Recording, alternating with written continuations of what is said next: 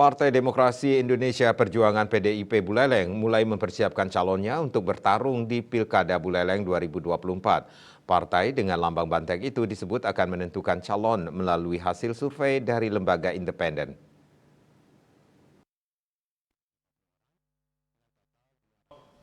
Ada sejumlah nama yang masuk dalam lingkaran survei. Sebut saja Ketua DPRD Buleleng saat ini Gede Supriyatna, mantan Wakil Bupati Buleleng periode 2012-2022, Nyoman Sucidre, Ketua BMI Ketut Putra Sedana, Ketua Praksi PDI Perjuangan Ketut Ngurah Arya, dua anggota DPRD Provinsi Bali, I Gusti Aries Sujati dan Ketut Rocineng.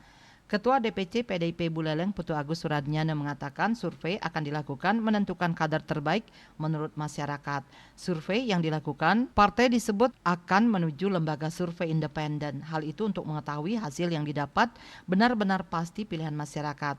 Siapa yang kuat dari hasil survei nanti akan diserahkan ke DPD dan nantinya akan diputuskan oleh DPD. Lanjut Suradnyana, nama-nama yang akan masuk dalam survei itu diharapkan untuk terus bergerak ke masyarakat. Hal ini guna menambah elektabilitas sebelum maju ke pilkada mendatang. Menurutnya masih ada waktu untuk memperbaiki hasil survei, bisa dengan sosialisasi, safari kesehatan, dan kegiatan lainnya. Suradnyana menambahkan, penjaringan bakal calon dari PDIP ini akan dibahas dalam rapat internal dengan sejumlah pengurus hingga kader di tingkat kecamatan. Untuk diketahui, PDI Perjuangan dalam Pilkada Buleleng bisa mengusung calon bupati dan wakil bupati sendiri. Pasalnya, Partai Moncong Putih ini menguasai 18 kursi atau 40% lebih dari 45 kursi di DPRD Buleleng. Nyoman Yuda, Bali Pos melaporkan.